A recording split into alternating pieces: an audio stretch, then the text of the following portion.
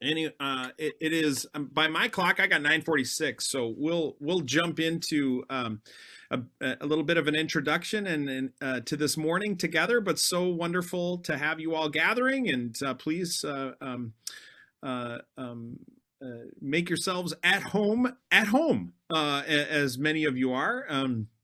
And we're grateful to be joined this day on a day where our kind of organizing text is a passage of scripture from the Gospel of John, where Jesus says the first of 7 declarative statements about who he is, and invoking the name of the divine name I am. Jesus says, I am the bread of life. And this comes on the heels of the story of John's telling of the story of feeding the 5,000. If you have tuned into worship already today, you're kind of aware of the context within which we're operating. But if you are planning on going to the second service, to the later service once this is finished, and tuning in and watching, you'll see me pull out of our magic suitcase during the children's message a loaf of bread, of course, to help set the stage. And share with our kids the reminders about a story that they have heard before, I hope, and that is the miracle feeding of 5,000 or more hungry followers who are eager to not only hear the word of God from Jesus, but also who are hungry, who need nourishment, as we all do, thinking about where our next meal might come from. And so in anticipation of this conversation today, or of this theme for our day, our adult ed team thought, let's actually talk to somebody who has a life built around the very subject matter of Jesus's story, which is bread. And so I introduce to you Nate Houge, who is has a variety. He's a kind of a Renaissance man. I'm going to use that language. Nate, in his professional life, is a baker, and that's sort of what brings him to us today. He is co-founder and co-owner of a bakery on West 7th in St. Paul called Break Bread. He's going to tell you all about it, and we're going to explore some of that together.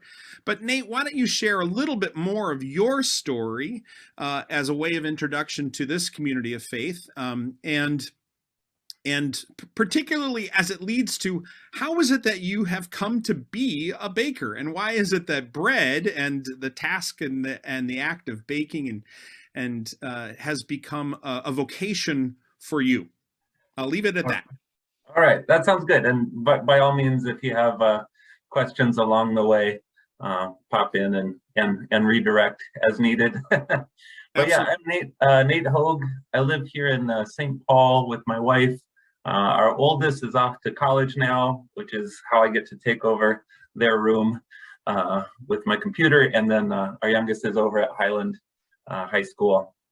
And yeah, that's what we do. I think there's a clarification. First of all, that was very kind of you to say Renaissance man. I think it's really more of like jack of all trades, master of none, might be like, or just someone that likes to try things. That's maybe more apt. But yeah, back in the 90s, I moved to Minnesota in '95, and after a few years, volunteered for a year with a group called Lutheran Youth Encounter, and we did music and traveled around and things. And in the spring or summer of '98, I played with my youth encounter group at your congregation. So about just a short 25 years ago, we were all together in your sanctuary. I just put that together. And as a musician, it's usually about 25 years before people would ask me back. So this feels spot on. But yeah, I was a musician mostly within faith communities and congregations throughout the U.S. As a songwriter, sometimes writing liturgies. I would say I sang songs with people and at people. So in a variety of settings, but also outside of the church in coffee shops and with bands and things like that. And I did that for a long time, for about 20 years. And when my wife Jody and I had kids, I was at home with them, and then would take off on the weekends and do different gigs and things. Did some freelance writing at that point with Augsburg Fortress or Media 1514. And as my kids got older and were in school, we got to this point where they were in school all week. They'd be home on the weekends. I'd be gone on the weekends. And it was this really discombobulated family life. And around that time, my friend Micah, who had was also a musician and a friend, and we had played together for a long time, we would get together once a month for lunch. And one day when we got together for lunch, he said, you know, you're just less and less happy being on the road. And when you're not on the road, you're always baking. What if we tried this idea?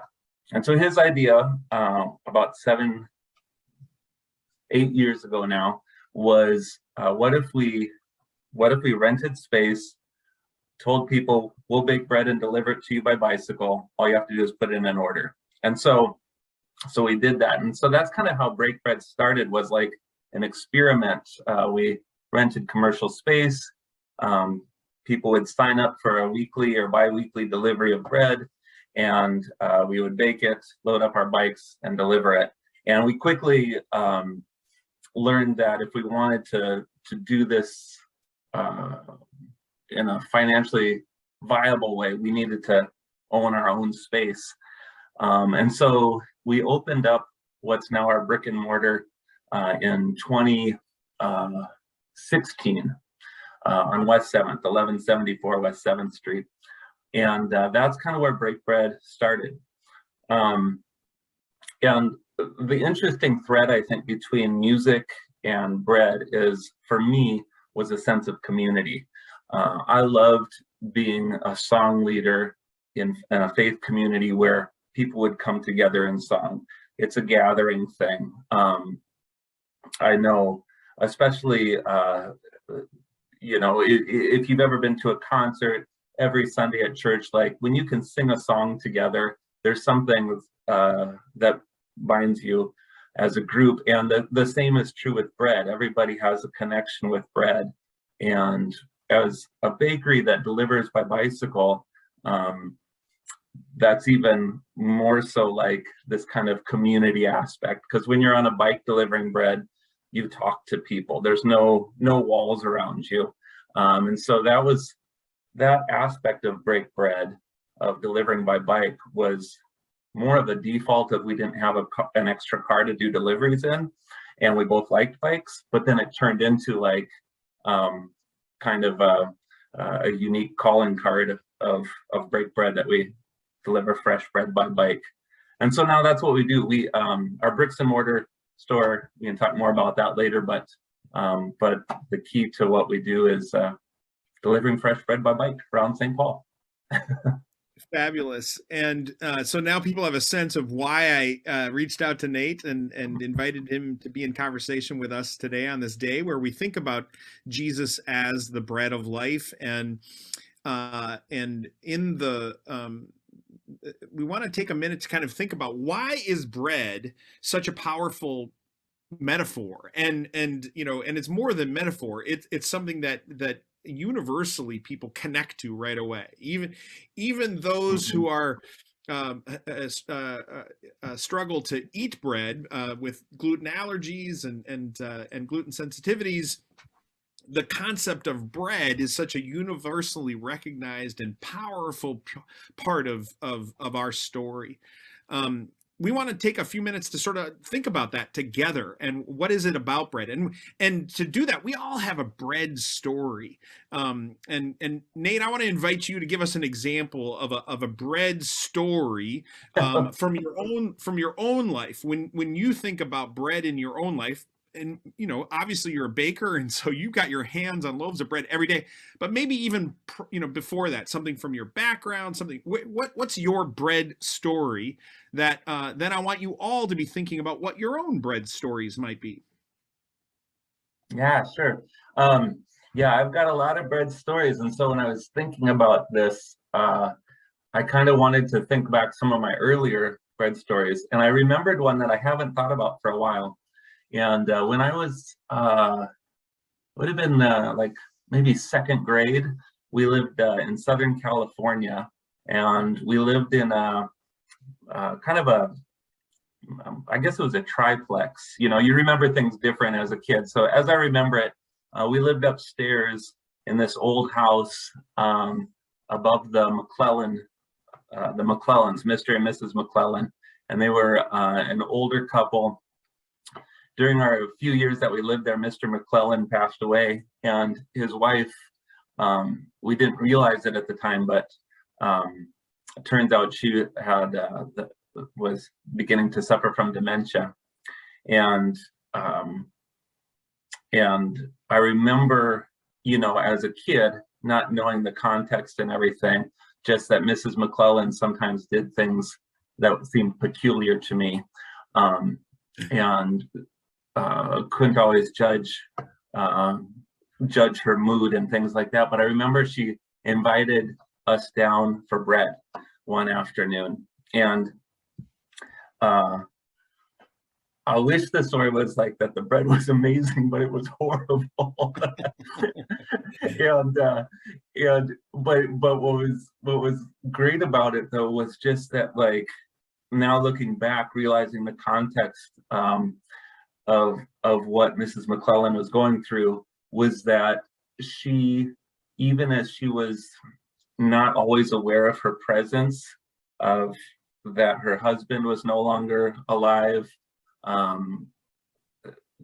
that, you know, there were so many things that were disappearing from her life, but she still remembered the basics of putting together a loaf of bread. And she baked this bread. I remember it was warm, which was good because it needed a lot of butter and honey, and that butter would melt right into it. But it's still like, you know, I look back at that and I was like, that's actually probably one of my first bread memories ever, is Mrs. McClellan inviting us downstairs to eat fresh bread with her. Yeah. Wonderful story, connecting the bread to the person, and that memory is so fine. So hopefully you've all been thinking about what your own bread story is, because I'm going to put you in some smaller groups to talk for just 5 minutes. There should be 3, maybe 4 screens together, and share with each other your bread stories, and be listening for a thread that might be connecting your stories to each other. So we'll just take about 5 minutes, and I think we'll see how this goes. We'll see you in 5 minutes. Come back, everybody. Great to see you again. I hope you had a chance to share some stories and pick up some threads. I'm curious if any of the groups found a thread that connected your individual stories together. You probably had to scramble to hear them all. So we'll have another chance to break out again and with the same groups here shortly. But just curious if anybody recognized a thread that drew them together. Go ahead and open your mic and let us know.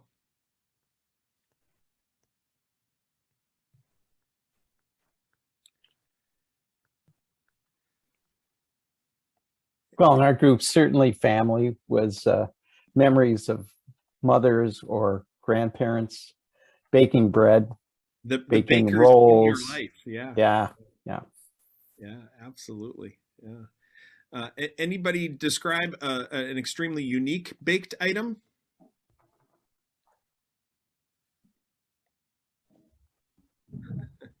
Just straight up white bread, pretty simple. I talked in our little breakout group about making flatbread.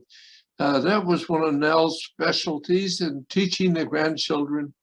And Diane talked about a German bread that she learned to make. I think the continuity in family tradition would be a theme running through our stories.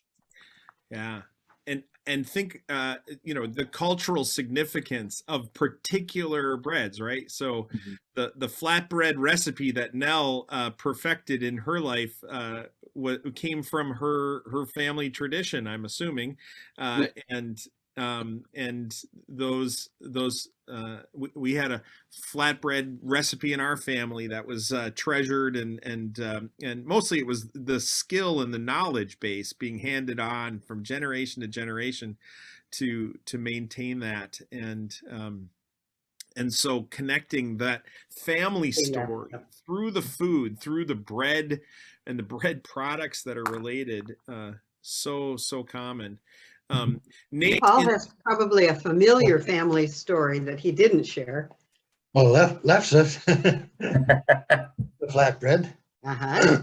Also, when we Norwegian tortillas, we call them, right? Yeah, absolutely. So leave it to the Norwegians to figure out how to cook anything with potato, right? So, Nate, do you ever get requests at the bakery to create a particular thing that people don't feel like they can make on their own, but they treasure and they want?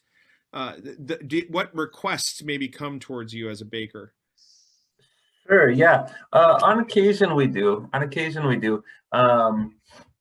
The one that comes to mind is a couple years ago, one of our regulars had a Danish foreign exchange student living with them, and they were looking for rugbrød, or like Danish rye bread, like a seeded rye bread, and that was one that one of our bakers at the time, Grace, took on as her personal mission. And so then every Friday they would come in and she would be like, "Is this like the bread that you have at home? Is this like the bread you have at home?"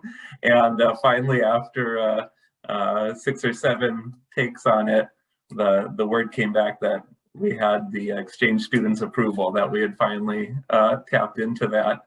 And it was really cool too, because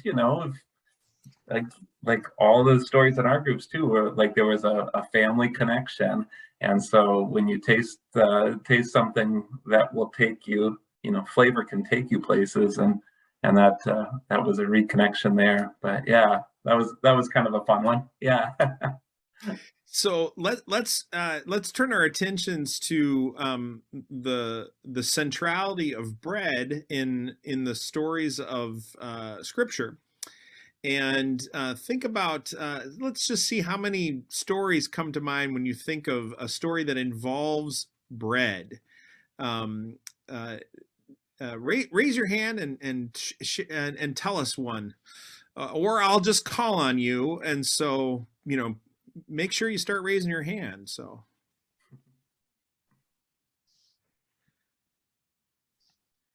All right. Professor Sponheim, would you kick us off, please?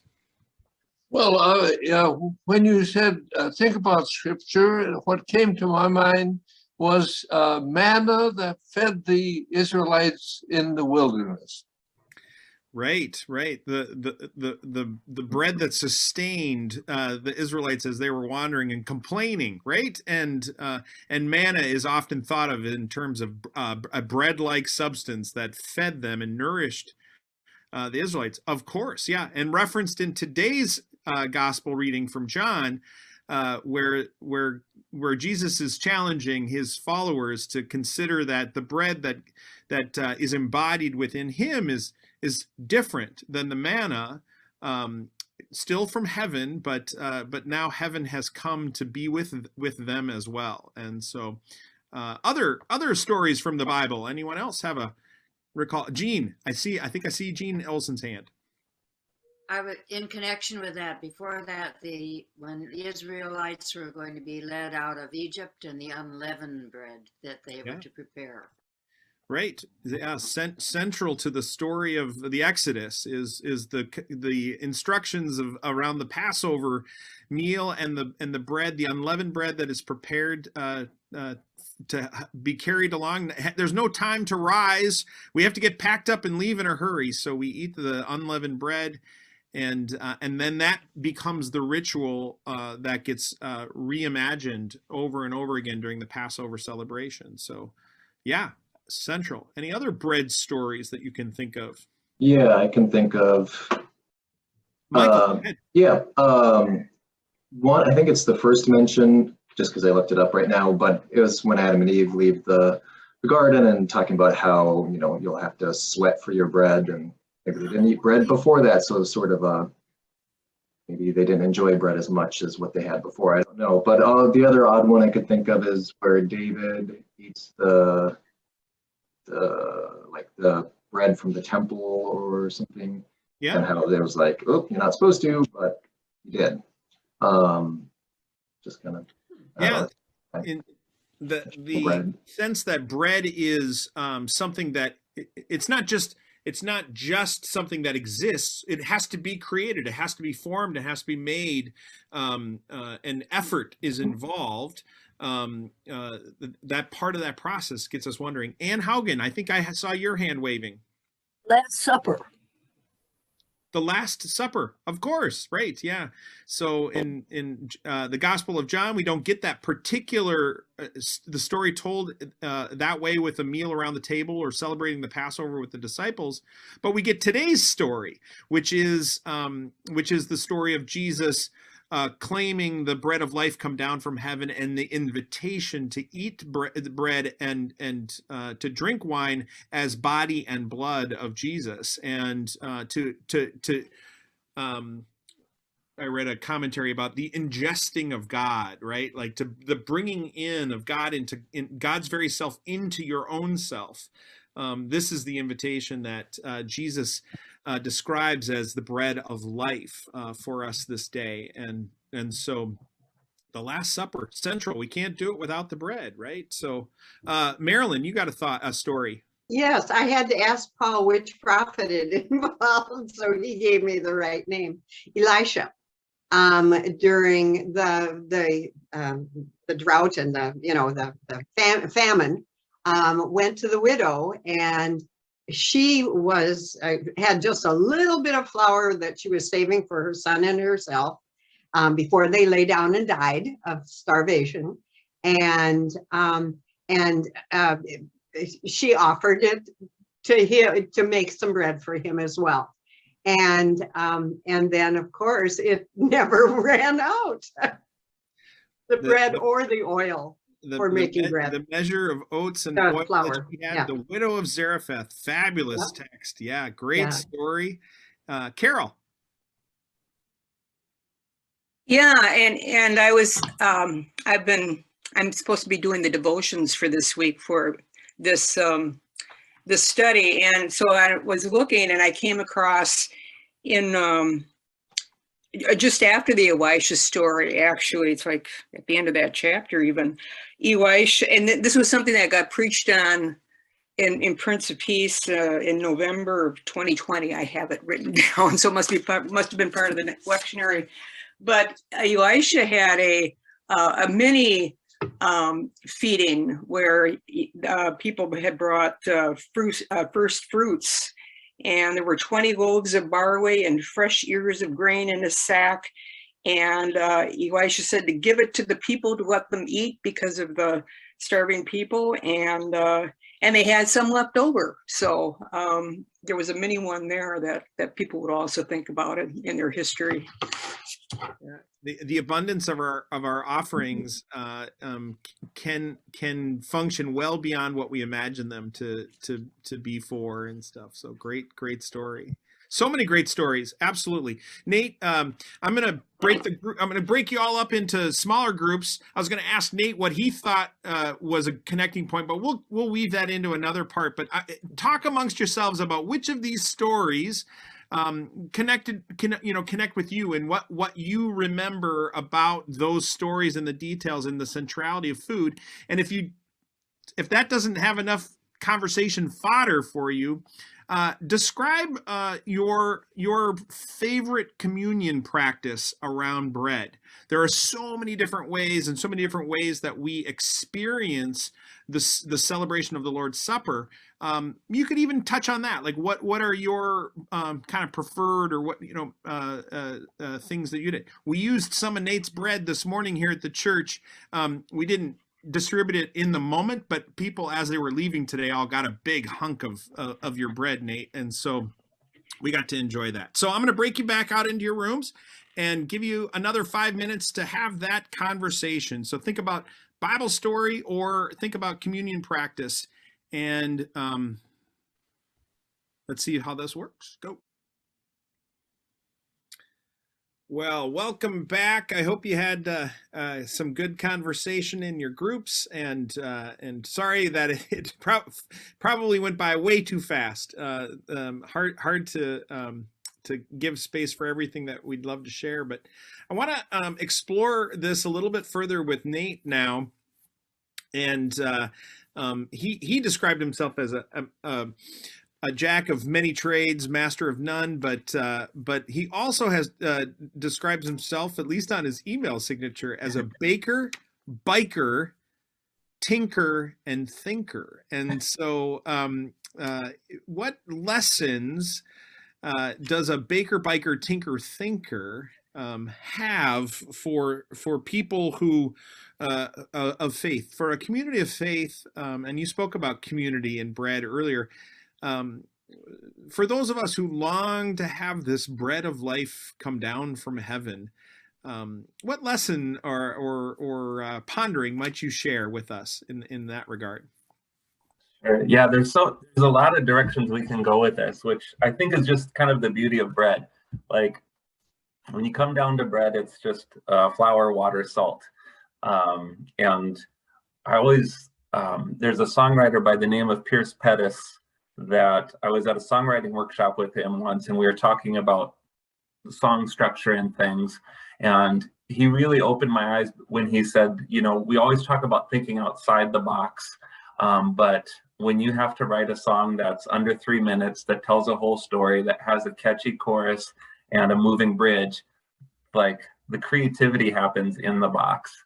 And bread's like that. You've got, you know, basically 3 ingredients, and you can definitely bring more in, but you're doing, you know, when you look at the world of bread, it's so few ingredients. It's not unlike looking at the Taco Bell menu. You know, they've got like 7 ingredients and the menu's huge, or Pizza Hut when they figure out how to stuff one more thing in their crust or whatever. You know, there's something very creative about limitations, and I think bread has that.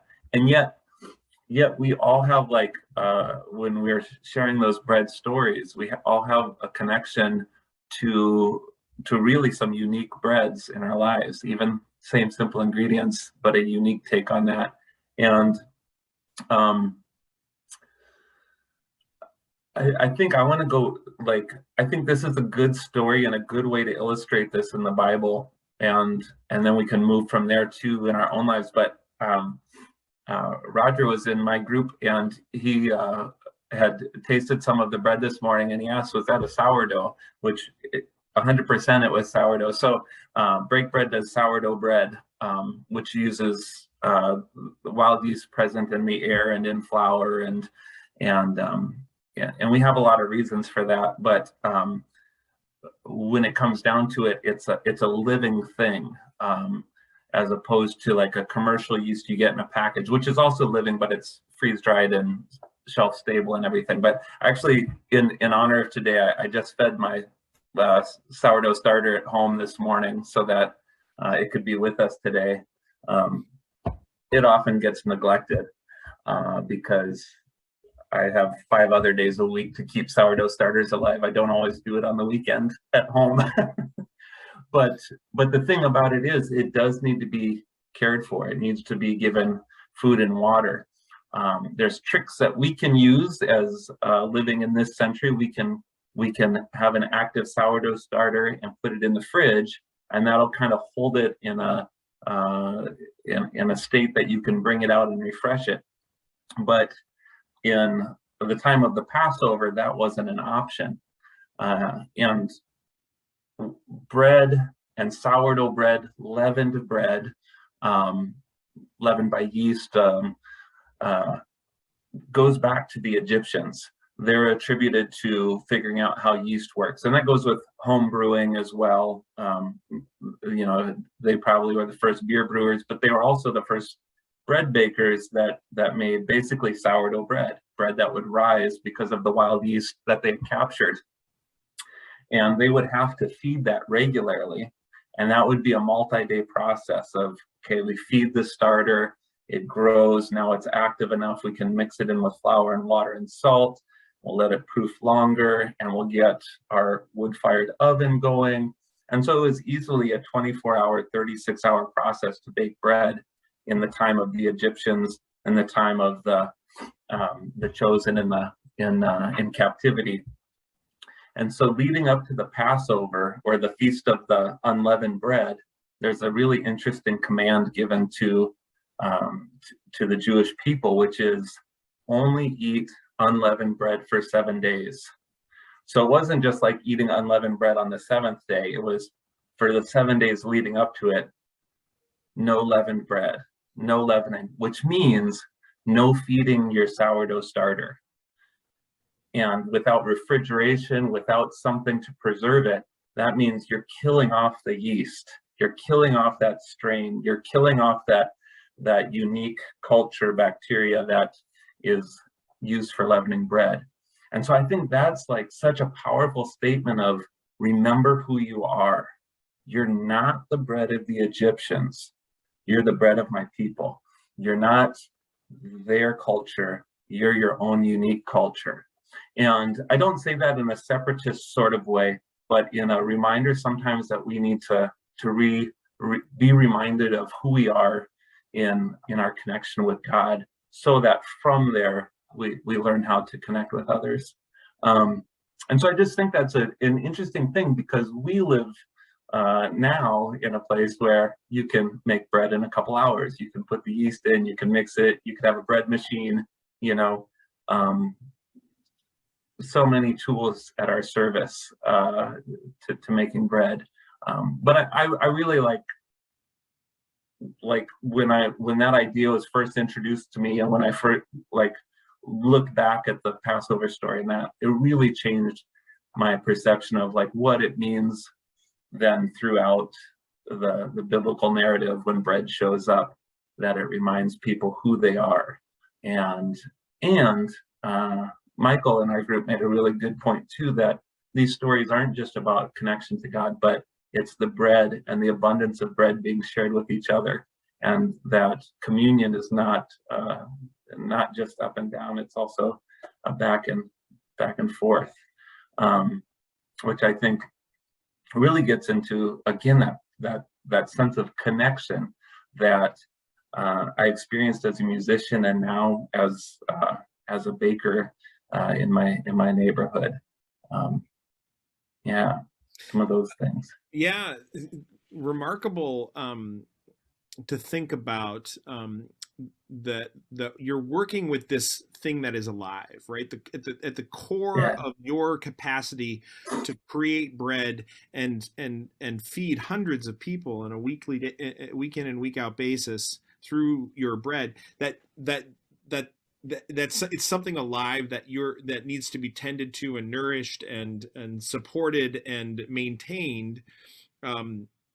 Like a farmer who raises livestock or cultivates gardens. I mean, there are so many parallels to the work that you do in your commercial life that starts with this living thing, and to tend to it. And it's not just opening up a package and pouring it into a mixing bowl, right? Right. Yeah. And also probably the single most uncontrollable variable in your business, right? is this living ingredient, right? Well, there's been a couple of employees too, so I don't know. Well, right. They're also living things, right? They also need tending. They need tending, nurturing, and care for. But if there's going to be variation, and if one batch of bread's different from the other, I mean, that's due to any number of things, equipment, all but at its core, that's pretty unique and pretty profound in that way. You're not just making widgets, right? You're not just, even though maybe it feels like that some weeks, right? Where it's like, okay, I guess today, how about I make bread again today? Yeah. And and for the 1 millionth time, how many loaves of bread has Break Bread baked? Have you ever sat down and calculated that? Yeah, interesting. So the power of bread and metaphor around food, and and certainly Jesus was well aware of this in his incorporating and how he was teaching and sharing God's story with the people around him, was this powerful sense of what it means to be nourished and fed and tended and provided for, and so how is it that you, as a baker, as the husband of a Lutheran pastor, as a father to 2 beautiful children, as a musician, where do you draw your nourishment? How is it that you're fed? And I'm you can talk realistically about food, but also what's the spiritual side of that story as well? Oh, for sure. I think I think the connection to the verse today is about the bread of life and like what gives life. And so there's been times in my life where I've had to like kind of re-examine that a bit, like what's giving life. When I was getting burned out as a musician and felt like it was too stressful for my family, I needed friends like Micah to say, you know what, I don't think music is giving you life right now. What about bread? Bread seems to be giving you life. So that's I have a really easy answer. Bread gives me life. But there's also definitely practices. I'm someone that does well with the schedule and regularity. That's something that I've learned. And so the baker's schedule, not necessarily the bakery owner schedule, but the baker's schedule is a very, like, bread doesn't care if you want to take a break. If it's ready to shape it, you got to shape it. If it's ready to go in the oven, it's got to go. It's moving on its own path. And so I found, right before Break Bread started, when I was kind of discerning, like, oh, is this a full-time thing? Is this setting down my my work as a musician to pursue bread? Is this I went to a spiritual director for about 2 years, go every month. And one of the pieces of advice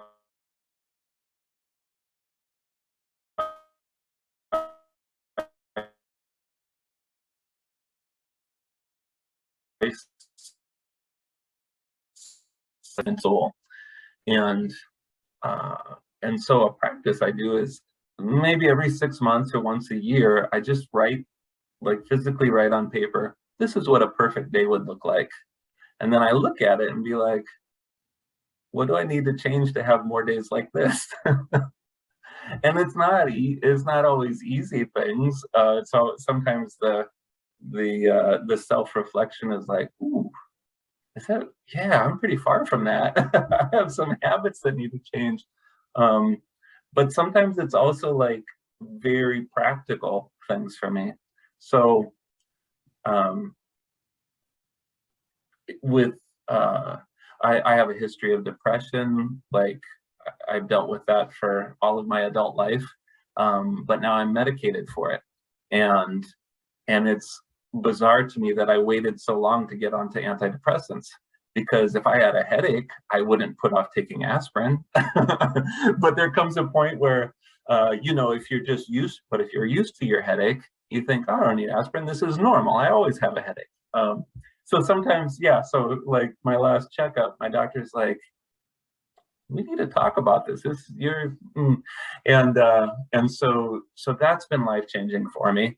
But there's also been, I think for all of us in some way, the last 2 years have been incredibly anxiety producing, whether it's the news, it's loss of loved ones, it's loss of connection, it's feelings of betrayal when people have different views.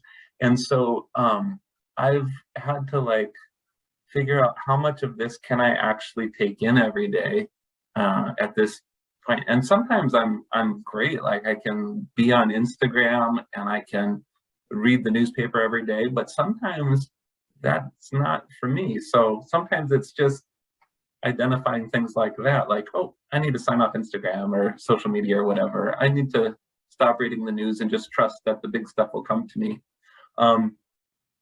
And so those are like some practical things. But right now, what's working well for me too is doing things outside of work so that my brain's not always on work. And so my friend Micah that started Break Bread with me, he and I are both songwriters. That's how we first became friends and connected and everything. So we decided that we're each going to write a song a week. So every week, we're 6 weeks into it this year. By tonight at midnight, I have to have my song this week finished and posted, and it's just for the two of us, and we give each other feedback, and there's nothing ever needs to be heard outside of this. So there's this so it's like, oh, music is great for me, being a little less online is great for me, and then physical exercise. When our kids were little, we bought a treadmill, and as a runner, I've never, like, I don't know any runners that are excited about treadmills, but when our kids were little and you could only run while they were napping, that worked. And now when it's 3 below, just being a best investment we ever made. So yeah, so I have to look outside of work and do, okay, what gives me life? And those things, and there's other things too. If I haven't seen friends, even a phone call or whatever, I gotta get on the phone. I gotta set up a let's go sit by a fire somewhere kind of setup. So yeah, I wish that I had great spiritual practices or some divine insight, this is what gives me life. But right now it's a very physical checklist of yeah, I need 2 friend dates a week. I need to run 3 days a week. I need good sleep. I need to take my meds. I need to show up and be on a schedule to bake bread. So yeah. Thinking about specifically the work that you do at Break Bread and the ways in which you incorporate your sense of self and tending to your own needs, just as you tend to that starter, right? The task of forming loaves and loaves and loaves of bread is such a repetitive task, right? How do you occupy your mind while you're just kneading it out and I know you're not there by yourself, so there's a conversation likely happening, but yeah, but what are some of the practices that you use as you're actually handling your product and making it happen? Yeah. And so then we also want to hear more about specifically the actual Break Bread sort of model and enterprise that has evolved and changed so dramatically in this COVID time as well. So that's where we're headed, and then we'll have a little time for Q&A. So if you've got a question burning, formulate it in your head, and we'll get to those. Yeah, and I know Ruth and I started a conversation about a bread question. So even if you have a bread question, if I can be helpful with that. But I'm also guessing that there's plenty of bakers in this forum right now. So if I can't help, somebody else can, I bet. But yeah, what was the first part again? When you're forming bread. While you're forming all those loaves. Yes. Yeah, so there's a couple things. There's always sections of the day where multiple bakers are working at the same time. And sometimes that's just conversation and connecting with each other. Especially during COVID, we've grown to be a pretty tight group because of our setup and everything. And one of our bakers, Corey, is just a pop culture maven, and so she'll give us breakdowns on, okay, this is what you should watch on Netflix, or this is the actor that you need to watch, and this, so sometimes it's just fun stuff like that. We have a huge playlist that whenever somebody has a song that they connect with, they're like, oh, we should add this to the playlist. And I think if you played that playlist now, it's I think at 33 hours.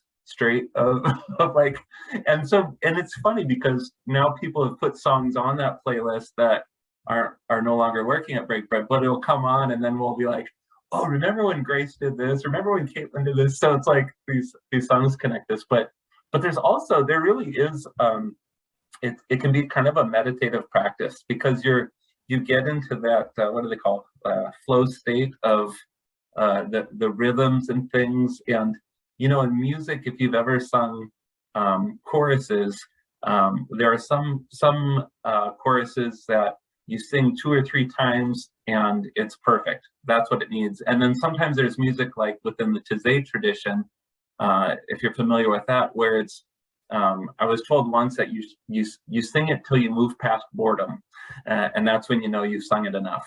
And sometimes it's the same with bread. Like you'll get into the rhythm of it, and then all of a sudden you've shaped everything, and you've made it through that. So sometimes it is just kind of it's a great time for self-reflection, for sure. And yeah, but it is an interesting connection time, and our bakery is really small, and so when it describe it for folks who haven't had a chance to. Yeah. So we're just it's a simple little square of a space. If you walk in the front door, say this is the front door, you'll see packaging and things here, the baker's bench here, and then the oven here, and the mixer over on the side. So it's you kind of see it all happening. So pre-COVID, when we had our regular retail open, you could come in and we would often, like, people would have questions for the bakers and you could just talk while you were working. And it's a what do you call it, open kitchen. One of the ways that we've changed is that, so when we first started, I mentioned we just did bread by bike. And we continued that even after we opened our retail. And so when COVID hit, we just because of our setup, we're not set up for curbside. Logistically, it didn't work. And we said we went with the mantra that ambiguity is the enemy. So what can we get out of here that's ambiguous? And online ordering, on-demand ordering was ambiguous, so we got rid of it and we just went to all subscription all the time. And so we did that for the last 2 years until last September. But in doing that, our subscriptions grew dramatically because, you know, we were all stuck at home, and so if anything could come to you, that was great. And so we partnered with other people, so we're also delivering coffee and jam and honey. And then within our workspace, because our front counter was just in the way at that point, we ended up tearing it out because we just kept tripping over the front counter, and we didn't need a counter for what we were doing. And now it lives in my friend Matt's garage. He's got like his entertainment system out there and man cave or whatever. So yeah, when I go to see Matt, I remember, hey, that counter looks familiar. And yeah, the other 2 things that have changed, one is that we always had this thing called the loaf share, which was a way for people to, we call it bread it forward. So if you come to break bread, you can, in our current setup, it's like a window, order at the window, you'll see these little coupons that say good for 1 free loaf share. And anybody can use one of those at any point, hand it to us, and have a free loaf of bread. You can also purchase those. You can say, I'd like to buy a loaf share, and then we'll stick that loaf share out there so that somebody else can use it for a free loaf of bread later. So that's something we always did. During the pandemic, when we didn't have walk-up service, we turned that into delivering fresh bread directly to various shelters in the area and food shelves. And so customarily, bakeries are great at giving away their day-old bread or their stale pastry items, and food shelves are so used to getting like everybody's leftovers. Since we had subscribers that were paying for loaf shares, we knew that we could bake fresh bread each day and donate that. So, in the last, we just tallied up the numbers for last year, and I forget the actual numbers of loaves, but this doesn't count, because sometimes we do test bakes and donate those, or we have extra and we donate, like there's that. But just of like fresh bread and fresh pastries that have gone out, you know, hot from the oven, the same stuff that we put on the shelf, everything, with the help of subscribers donations, we donated just shy of $25,000 worth of bread and pastries throughout the year, and which is just incredible. And that looks like a bag or two, like flour bag or two full of bread every day, which isn't a ton of bread. You know, it's like 10, 20 loaves a day. But when you look at that over the course of a year, it's incredible. And it's so fun because we get thank you cards from some of these shelters that basically say, we're so tired of stale white bread. Thank you for sending us real bread and real fresh bread. And so, I mean, in that way, Break Bread gets to be this conduit of connecting people, I think. I mean, like, we couldn't afford, like, there's not a lot of money in baking. We couldn't afford to give away $25,000 worth of product, but we can be a conduit for the community to make those connections, to live in that abundance that came out in so many of those stories, right? That there's enough bread for everyone. So whether it's showing up at Break Bread, Fridays and Saturdays we're open from 8 to noon, so pretty limited hours, but yeah, anybody can stop by Fridays or Saturdays, and you'll see loaf shares there that you can use.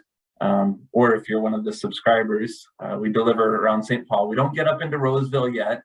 I say yet, but we're never going to bike that far, so I don't want to give you false hope. But we can subscribe, and we can pick up at the store, or we can pick up at a drop off location where that's convenient. Yeah, totally. Yeah, if you go to the subscription information, if you go to breakbread.com and want to learn more about the business, the website is really all kind of focused on the subscription side of things. So you can put in your zip code and it'll say, these are the pickup spots closest to you. And if you haven't figured it out, Break is spelled B-R-A-K-E. As in bicycle brakes. Yes. And not in as in we're breaking bread together. It's a play on words, of course, right? Yeah. Good. It's slowing down. That good things take time. Putting on the brakes. There you go. Yeah, yep. But that's a good distinction. And so, what was Ruth Hagender? What was your question of this professional baker? What did you want to know about how to make bread, or what was the question? You got to unmute you. There you go. It was about handling the dough. I decided that probably baking bread for me was something that required a lot of patience. I mean, I like to put something together, put it in the oven, 45 minutes later, you see the results. So the whole process of waiting for the bread to rise and then kneading it down again. I mean, what is the special touch you need in this process? Yeah, right. Well, everybody has different techniques and things. I'll say what I would recommend, especially going into coming up into March and everything, is that this would be the perfect time to start with some Irish soda bread, where you don't need to wait for anything to rise, and it's very much instant gratification. So for starters, in the name of being seasonal for St. Patrick's Day, you should make some Irish soda bread. And then good suggestion. Yeah. And, do you do something special for like Shrove Tuesday? Do you have a special bread you do for that? We're not this year. We've done some different king cakes and things from Epiphany through in the past, but yeah, we have a little bit more limited menu right now. But I would say, so the other thing with handling dough, the big variables with bread dough are time and temperature, and one saying bakers have is that time is a machine, and and I'll be brief about it, but when you're kneading dough, what you're doing is you're taking two proteins, glutenin and gliadin, and you're trying to make them friends so that they become gluten. And then the gluten, it's like if you think of a ball of yarn, and as you weave it together, it becomes more enmeshed. And so that's what gluten is, and that's what you're forming. And that can be formed by kneading and pushing and pushing and pushing and pushing to like get it there. But it can also be formed by giving it time. And then it's more like a relationship. Instead of being forced to be friends, they get to hang out for a couple hours and then realize they have things in common and hang out, right? And then yeast is something, it's being a living thing. What it's doing, it's eating the sugars and starches present in the flour. And then like all of us, when we eat, then we burp. And so bread rises when the yeast burps. So you're balancing the timing of, you don't want too much yeast to eat too fast before the gluten is formed. And then there's other things you can do to help gluten too, like more water, social lubrication. That always helps with friendships, right? Like getting those in there too. So sometimes if you've heard of like a no-knead bread, for example, what they're doing is they're using way less yeast, more water, and you have a wetter dough, and you're handling it way less, and you're giving it time for the gluten to form. So when you're making bread, my suggestion is always mix your wet and dry ingredients together at the beginning. And if you're using yeast, older recipes say to proof the yeast in water so it bubbles up. At this point, all yeast can handle just going right in. So put all your ingredients together, and then once they're incorporated, there's not any big lumps, just let it rest for 20 or 30 minutes.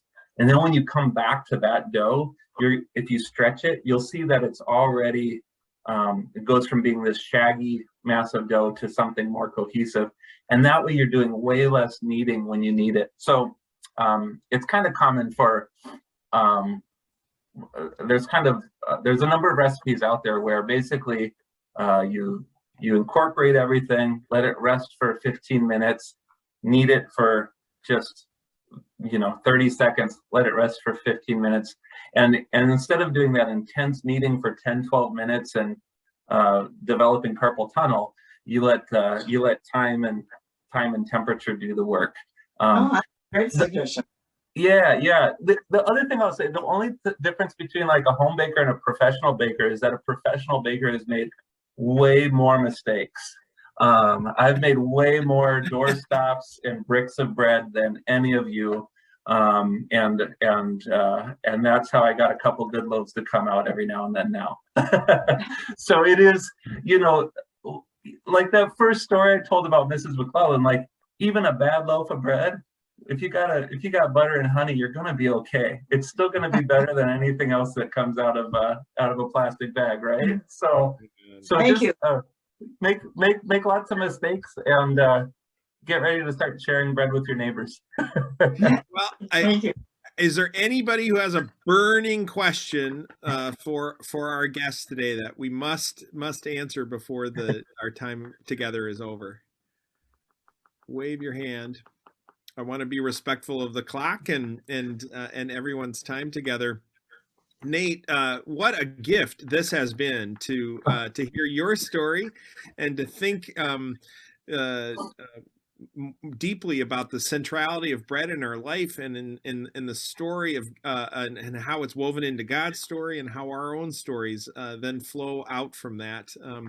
I'm eager to get home where I have another loaf of break bread waiting for me, the Batard du Nord that we used for communion. I'm going to turn into toast alongside a plate of eggs, I think, this morning, and look forward to enjoying that and your handiwork. And we are grateful.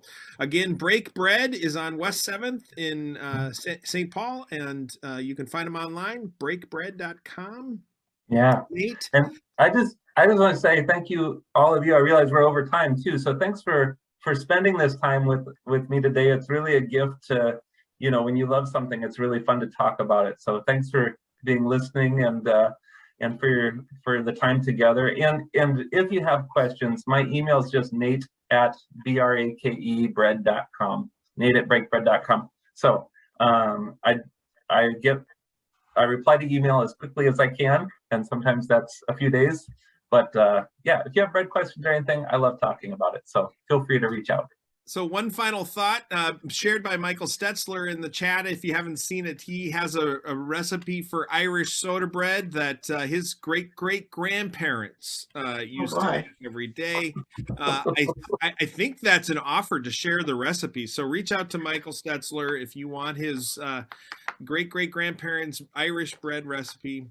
Irish soda bread recipe, a perfect, March 17th isn't too far around the corner here. And so good time to get ready for that. How about I close with the quick word of prayer?